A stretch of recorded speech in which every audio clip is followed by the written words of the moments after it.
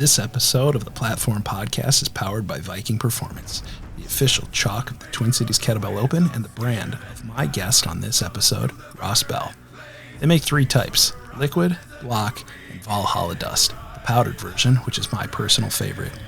All three keep your hands dry and your grip locked in, rep after rep, set after set, without wrecking your skin.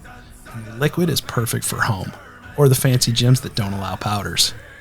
And VIKN's Grip of the God Challenge is coming up August 22nd at Breakthrough Fitness in Grand Ledge, Michigan, with virtual entries August 15th through the 21st. $25 a lift, and it all goes to charity. Registration and the Valhalla Dust are both available at VIKNperformance.com. Don't forget to use code TCKB for 10% off of the chalk. Welcome to the Platform Podcast, where we talk to coaches, athletes, experts, and real people to learn about their approaches to training, nutrition, mindset, and much more. I'm your host, Jordan Kundi-Wright, founder and head coach of the Twin Cities Kettlebell Club, and our mission is to become our best selves through sport. In this episode, my guest is Ross Bell, kettlebell sport athlete and coach, owner of Armor Fitness in Michigan, and the owner of VIKN Performance Chalk, the official chalk partner of the Twin Cities Kettlebell Open. This is Ross's second time on the show, and he's got something big coming up. At his Grip of the Gods event, he is attempting a world record for charity. So we get into what he's been up to since the last time we've chatted, the charity he's supporting with his help of the Grip of the Gods event, how you even train for a world record attempt, grip training more specifically, and why not all chalk is created equal, and a little bit more. I'm incredibly grateful that you listened to this podcast. If you haven't already, please be sure to leave a rating and review of the Platform Podcast in your app of choice on YouTube. Hit the subscribe, the notification bell, leave a comment, give us a boost, all of that good stuff. And of course, if you want help reaching your goals without wasting time, please fill out the coaching interest form linked in the show notes. I help athletes of all levels using my integrated coaching approach. You can follow me on YouTube at Twin Cities Kettlebell Club or email me at twincitieskettlebellclub@gmail.com. Now, without further ado, let's step onto the platform with Ross Bell. All right, welcome into this episode of the Platform Podcast. It has been a minute, but we are back. We are getting ready for the 2026 Twin Cities Kettlebell Open, which is going to be the AKLU National Championship. And I am very pleased to bring back a return guest, my friend, Ross Bell. He is the head coach and founder of Armor Fitness. He is also the leader of VIKN Performance Chalk, which is the official chalk sponsor of the Twin Cities Kettlebell Open. For as long as we run this event, he and I are shield brothers. We are going to continue doing this thing. Ross, welcome back, man. I really appreciate you coming on the podcast. Hey, thanks, Jordan. Thanks for having me. Of course, man. It's been a minute since we've chatted. What have you been up to? What's been going on at Armor, and what's going on at VIKN? Man, honestly, we've just been sort of rebuilding the brand. You know, we started brand new when I bought out the company a couple years ago, just trying to branch out. So not just staying specific to one niche sport, trying to get my products and my apparel on as many athletes and as many different sports as possible. And really trying to bring all of those different sports together under one banner. As far as Armor Fitness, I kind of restarted my kettlebell team last year. Got a couple of new faces on, and we've just been trying to smiley lady, kitty cat. Yes. Love her. Just trying to get some fresh blood in the sport. But we've also kind of taken a different avenue. Instead of the strict Gear Voice stuff, we're branching into more of the marathon lifting. We've had a big success with pentathlon. And yeah, this year I decided to bring back, in conjunction with VIKN, as well as the IKFF and anybody else that wants to be a part of it, trying to bring back some more kettlebell competitions that do good things. So that, that's kind of where I'm at right now. I love it. So when you say do good things, you've got Grip of the Gods coming up, right? So yes. It is a kettlebell competition. Tell us all about it. But I know it's got a charitable cause behind it, right? You're raising money for a veterans cause, if I remember right. So tell us about it.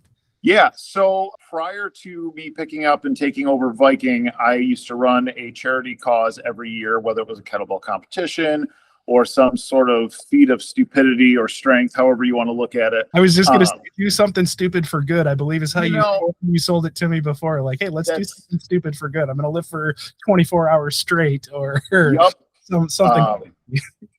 So this year I decided to go a different route and bring back the kettlebell competition. Last year I ran one for VIKN and we tried to do it as a for-profit because I was like, well, this is a different business venture. Ended up saying, I'm not making any money off of this. I want to do something good. If I'm not going to make money, I'd rather help somebody at the same time. Yeah, I partnered this year with Team RWB, which is a veteran outreach organization, and they help better veterans' lives through fitness and community. Kind of the tagline is enriching veterans' lives through fitness. I have worked with RWB for about 8 years now through various organizations, coaching different events for them, promoting events. We did another charity event for them a couple of years back where we did some really dumb kettlebell flip catch burpee challenge thing. But yeah, unfortunately, a good friend of mine passed right before Christmas this year. And it kind of struck a chord with me. And I said, this is a bigger problem than people realize. And I wanted to bring some light to veteran suicide and get some money raised to help fund some organizations and fund some things to hopefully get in front of it. Not just bring awareness to it, but get in front of it. And RWB does amazing work at building a community of both civilians and veterans to get in front of things like that so that we don't have let's scramble to try to fix this, or let's scramble to try to help you. But instead, you don't see as much of a mental decline because they have that support structure still. Yeah. I know that's one of the things from the veterans that I've worked with and coached and just been friends with. The biggest change for a lot of them is losing that community that they just had baked in community. They had a group. Yeah. They had a group of people that were like, their crew, their tribe, their whatever you want to call it, right? That was their people, and they had structure and they had all of that, and they were just plugged into it. And then you go from having that where everything you do matters to this large group of people every day. You're part of this. You're a critical part of it. It's a critical part of you. And then suddenly you're out, and it's like you're gone. Like go out in the world, and now you're just kind of like thrown back into your regular life, or what civilians call regular life. And it is so jarring that the thing that I hear the most that they miss is that sense of purpose and that sense of community. It sounds like you guys are really focused on that community aspect of it, like trying to really build support structures around building community, so you don't have that sense of isolation that leads to depression and suicide. Correct. Yeah.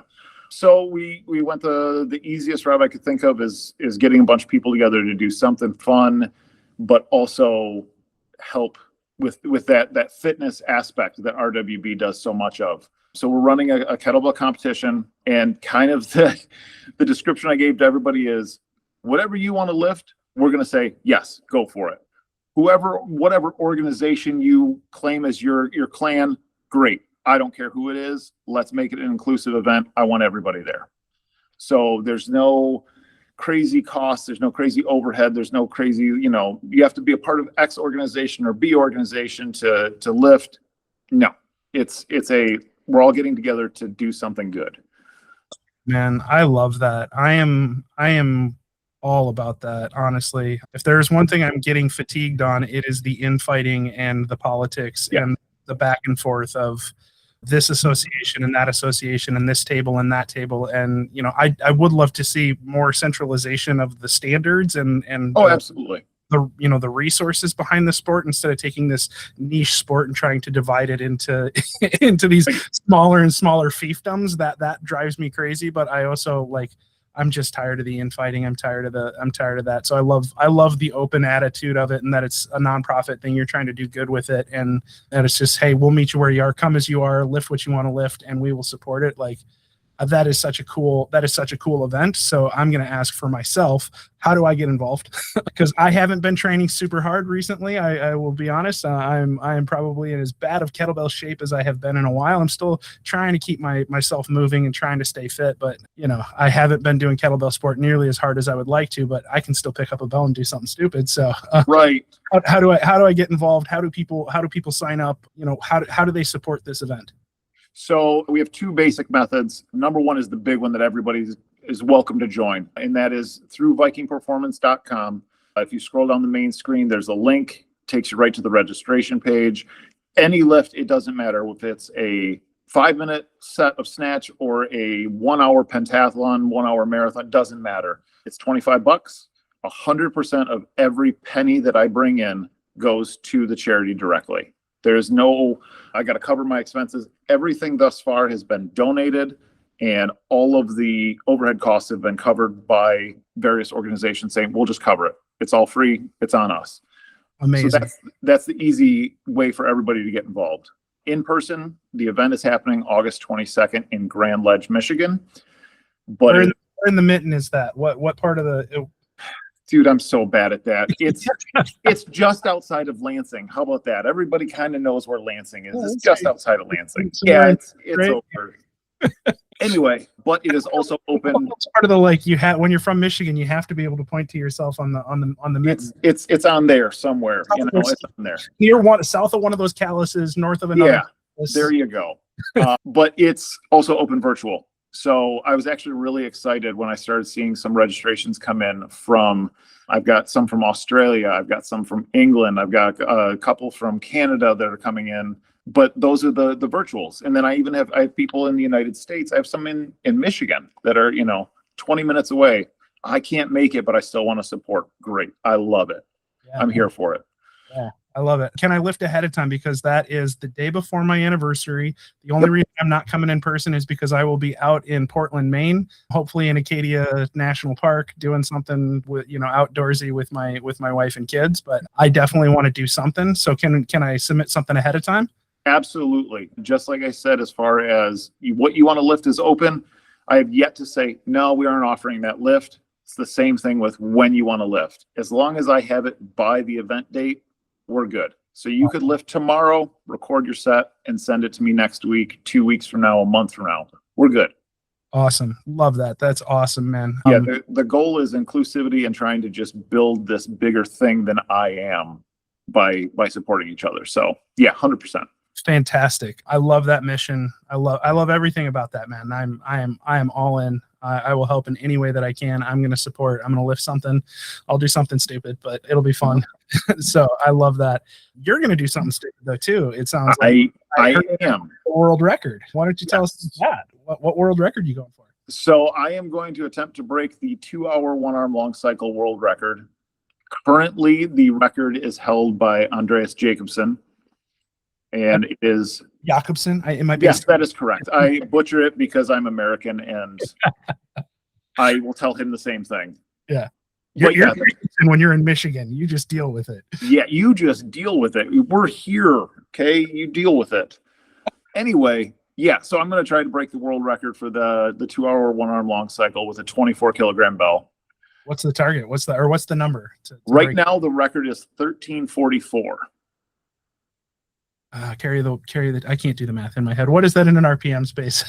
Well, I don't know what it equated to because it's a really weird number. So my guess is he started 0.4 something like that. He started at one point and finished at another. But my goal is to break 1,400 reps. Okay. So over 10 RPMs for 2 hours with hand switches.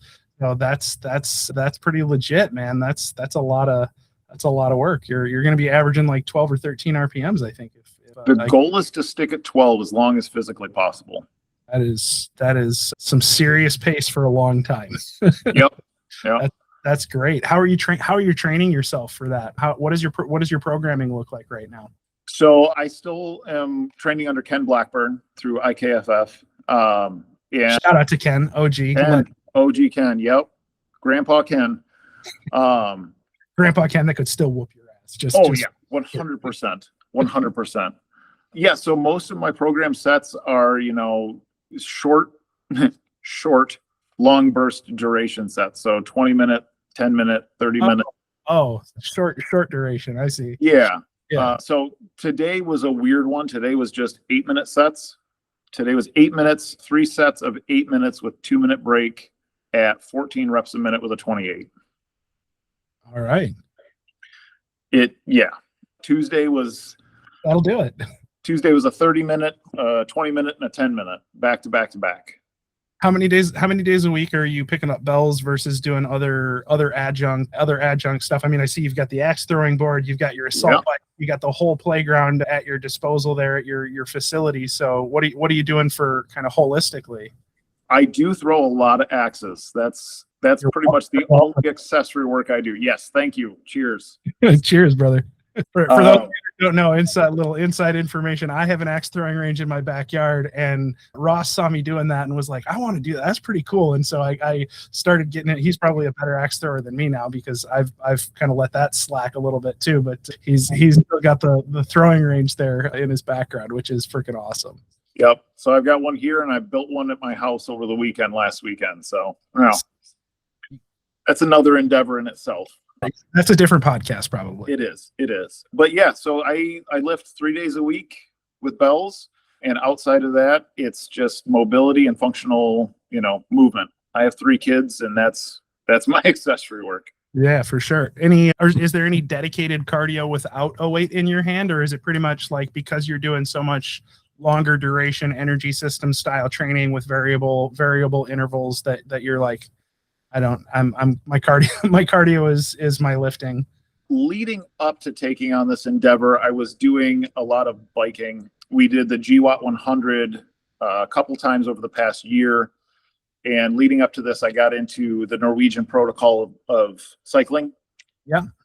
Did that for a little bit. Tell us a little bit about what the Norwegian protocol of cycling is for people that aren't familiar. Oh gosh, it's been like 6 months since I did it, so my numbers are probably going to be funky. But it's essentially 4 minutes on. Is it 4 minutes on? Yeah, typically it's 4 minutes on, 4 minutes off, but at a particular intensity. Yeah, so I think we were doing it 4 minutes on, 3 minutes off for some reason. Oh, I could be wrong on it could be 4 and 3. That tracks with how I do I do that for snatch training, where one of my favorite is 4 minute repeats. And, depending on where somebody's at, it's 4 minutes on, 3 minutes off. And we'll do anywhere from 2 to 6 sets, depending on what they're training for, right? Somebody that's training for 30-minute snatch set, I'm not going to have them only do 2 or 3 sets when they need to build that total capacity. But if somebody's only doing a 5-minute snatch set, I'm not going to have them do 6 of those repeats. But I love that 4 minutes on, 3 minutes off kind of repeat protocol, because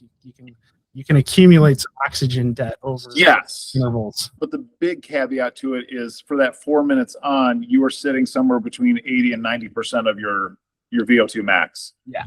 So it sucks. It's a kick in the nuts. It's really rough, but it equates out to about 28 minutes of total work time throughout it. But I was doing that 2 days a week in between my kettlebell sets when I was training pentathlon. And then, we went to the IKFF World Championships in New York last month and a half ago. And that was where I got the idea. I'm like, okay, I'm going to do this 2-hour set. Nice. This episode is supported by Living.Fit. They are back sponsoring the Twin Cities Kettlebell Open, and once again, they are putting up a $500 cash purse for the top performers. That purse was the talk of the meet last year, and this year, it's riding on an AKLU national championship. So I'm incredibly excited to have them back. Living.Fit is also where I point my athletes for the gear that rounds out a home gym. Flooring, bands, supplements, and a growing marketplace of community-proven strength gear. Head to Living.Fit and support the people putting real money behind kettlebell sport. Well, so that also kind of begs the question, as I'm thinking about it, physical attributes that you need to have for this, and it dovetails into your competition name, grip of the gods, right? you have to have some pretty solid grip endurance. The switching hands at your discretion is helpful, but that only gets you so far. So I feel like grip is an underrated quality for people that don't do strength sports. Anybody that does kettlebell sport understands pretty quickly how important grip is. But where do you find it applies in a 2-hour set as opposed to, you've done a bunch of 10-minute stuff with 2 bells, and right? So how does it compare, and how are you going about building that grip quality? Well, you definitely hit the nail on the head. Switching multiple times during a set does make it a little bit easier to manage. But whether it's 30 minutes, 60 minutes, 2 hours, 12 hours, it doesn't matter. At some point, that grip fatigue sets in. And the goal is obviously just to prolong that happening, or delay that happening, rather. Slow the rate of degradation. Slow it down. Yeah. So we do a lot, toting back to Ken here, we do a lot with snatch work, especially gloved work. So we get the fun cotton gloves that slip around on the bell. Yeah. You're like, oh, I get to pick up a bell that's 8 kilos below my comp weight. Oh, I have to wear a glove. Oh. Yes. And those that have never done a full 200 rep glove snatch set do not understand how unbelievably painful that can get. Oh, that's brutal. And we do a lot with Bulgarian bag, mace work, just things that challenge the grip in a different way, because you build just one direction, that's the only direction that's going to get built.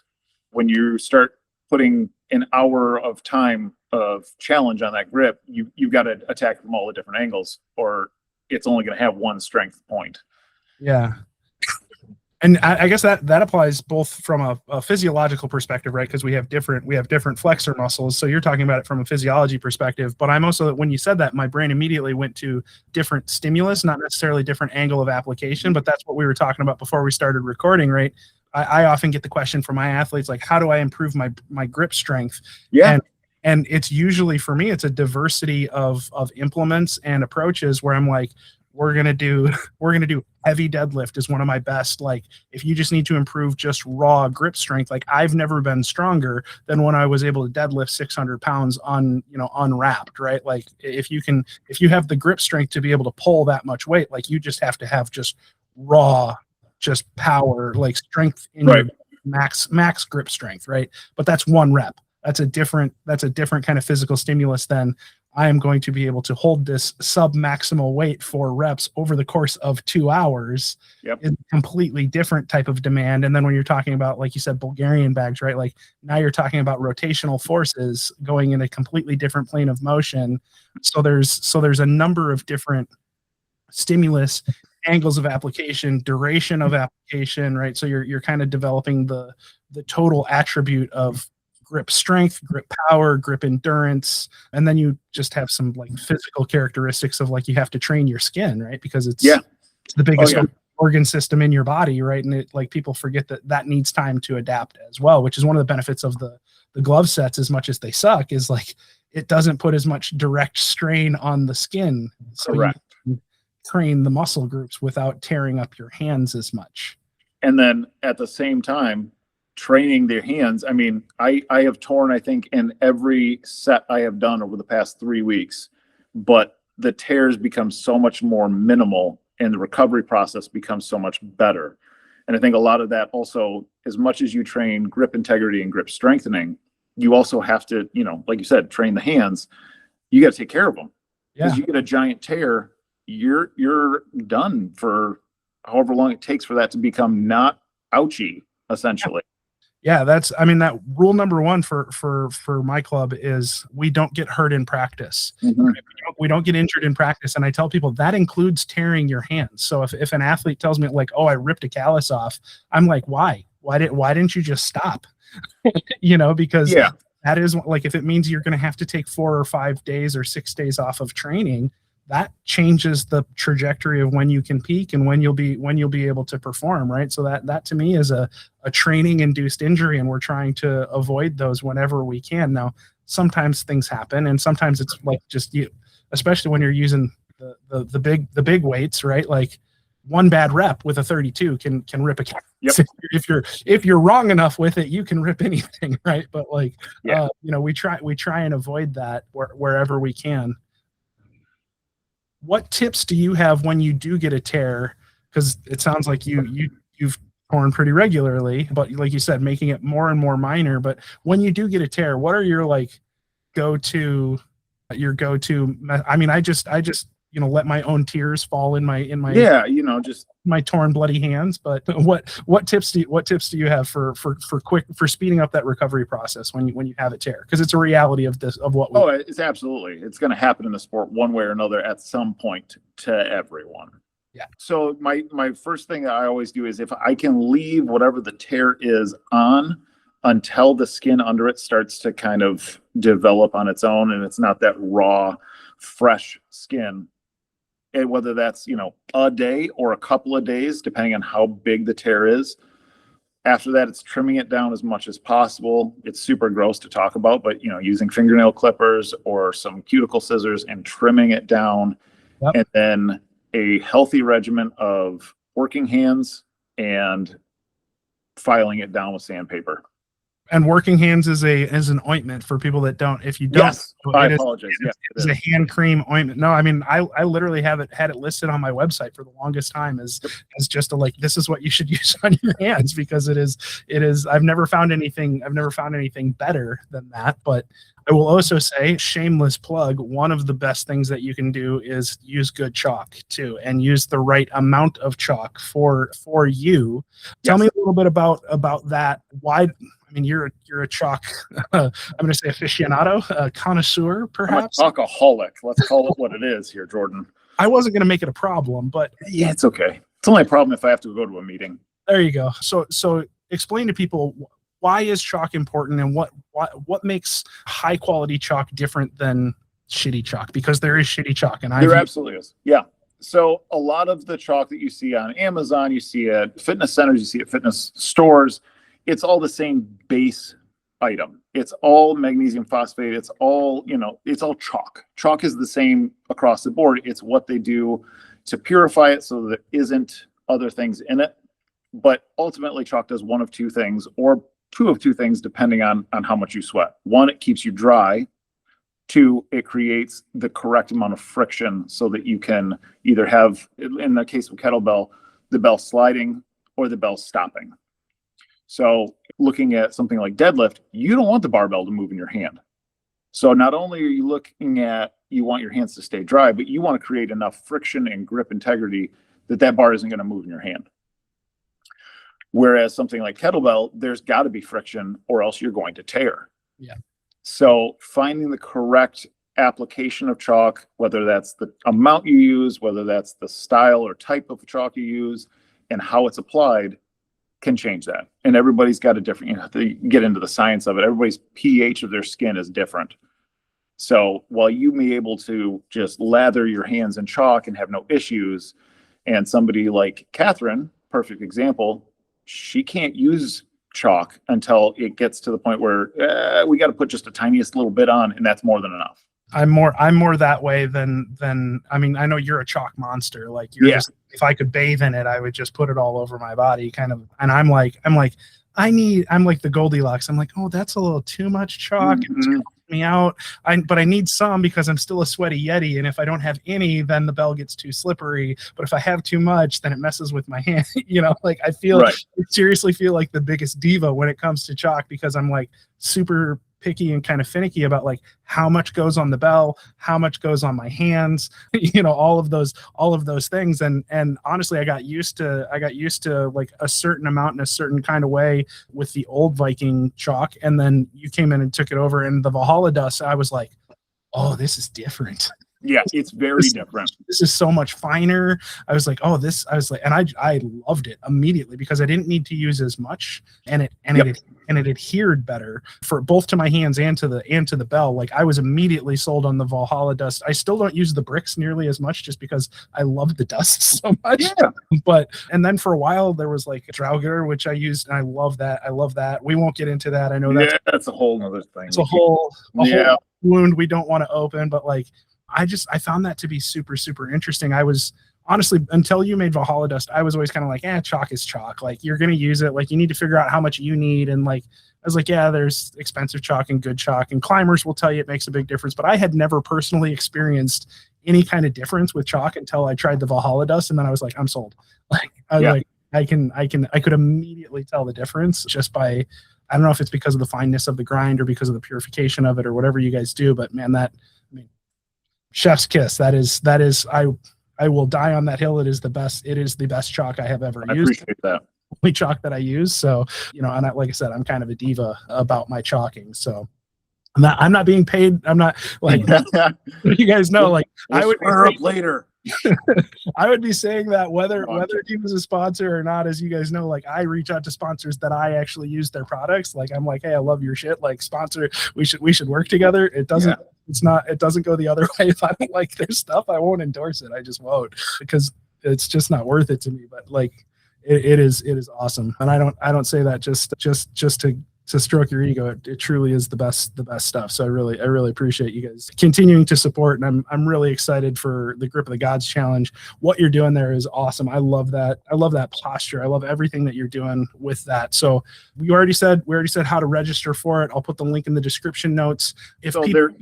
Go ahead. I don't mean to interrupt you. There is one other avenue for this. We discussed that I'm doing the 2-hour set. We discussed that there's the option to register for the event. If for some reason somebody's crazy and doesn't want to participate but still wants to support the cause, through the VIKN Instagram as well as Armor Fitness Instagram, there's a link in there to donate directly to my set specifically. If your mom says, oh, well, I really want to support what they're doing, I think it's great, but I don't want to lift, they can go through that avenue and do that, as well as we are also selling shirts specific to the comp through the website as well. Nice. Awesome. All of it goes to the charity. We'll make sure we link all of that in the episode notes. And how do people find you and follow you, VIKN, as well as you personally? How do they get at you on Instagram or wherever you're at? How do they follow you and make sure they can see the craziness that is forthcoming? Well, I told you as we were getting ready to roll this that I am the least tech savvy person on the planet, I think. So thankfully I have an amazing social media director. Thank you, Catherine. Shout out to you. And she has helped me rebuild my social media platform through Instagram and Facebook at VIKN Performance. And then my personal brand is Armor Fitness Kettlebell on Instagram and Facebook. Fantastic, man. Well, I'm really looking forward to it. Good luck with the world record. I have no doubts that you will be able to hit that. I'm super pumped for you. And I'm sure if you don't, Ken is probably going to put you in some type of a painful hold. So, let's just not let that happen then. Just don't disappoint. Just don't disappoint Ken, and you'll be fine. Just do what he trained you to do, and you'll be fine. That's right. All right, man. Well, I appreciate it. I'm gonna let you go. Thank you so much for coming on, and can't wait to see what you're able to accomplish. And we'll follow up soon. Go follow Ross. Go follow VIKN Chalk. Get yourself some Valhalla Dust. Register, support, do all the things, and we will see you next time on the Platform Podcast. Cheers, brother.